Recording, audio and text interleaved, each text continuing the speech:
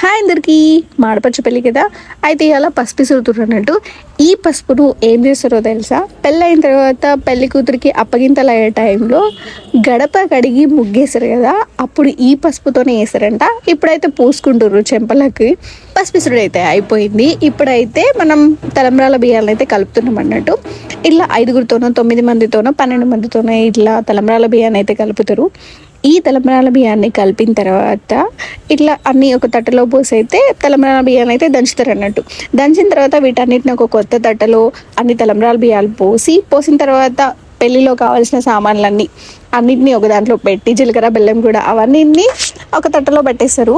నాకైతే హిందూ సంప్రదాయంలో పెళ్ళిళ్ళు అంటే చాలా ఇష్టం. చూడడం కూడా నాకు చాలా ఇష్టం. ముందు జరిగే కార్యక్రమాలు అన్నీ కూడా చాలా బాగుంటాయి. అందుకని నేను అన్ని వీడియోస్ తీసుకొని పెట్టుకున్నా. మీ అందరికీ నచ్చినాయో లేదో నాకు తెలీదు. నచ్చితే మాత్రం ఖచ్చితంగా లైక్ చేయండి.